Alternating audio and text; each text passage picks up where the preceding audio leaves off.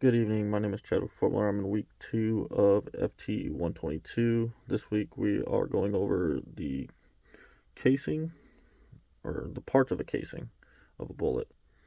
I'm going to switch over to the other side of my camera to show an example, or use an example of a 38 special and 9mm parabellum, or 9 by 19. Here I have the 38 special and the 9mm sitting side by side. I'll start with the 38 special and try to explain to the best of my ability. 38 special, the body of this casing is the overall cylindrical tube. The head of the casing has the mouth and the cantilever.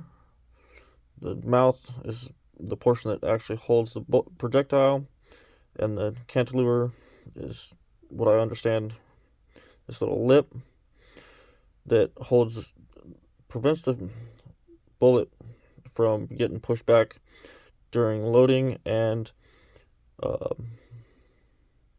heavy recoil. From there, I'm going to move down to the base, or the head.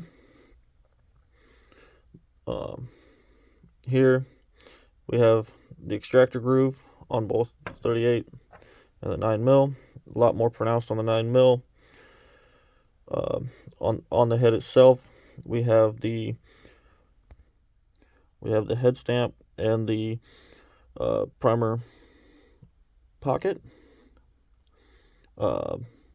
And you can kind of see with these dummy rounds the flash hole, and which is in the center of the web. Now I will go over part 2 of today's assignment, which is a weakness of the modern case design. One of the weaknesses I found during my years of using firearms was for the potential of a round getting stuck while chambering. It's a little more pronounced in a bullet with a short shoulder or a thin shoulder. This could be adjusted by lengthening the shoulder of the cartridge, but this would also require altering the barrels which use these cartridges. With doing that, though, yes, it will increase, or it could fix this issue. However, it would also greatly affect the overall strength of the casing itself,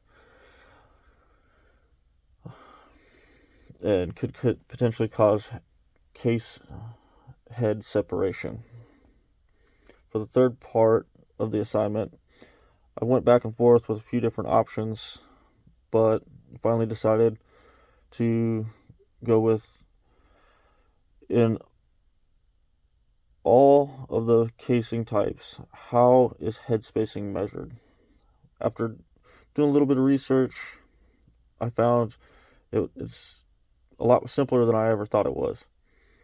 I thought it was a complex measuring device, but actually it's basically just go no-go gauges, which I have a lot of experience with, surprisingly. For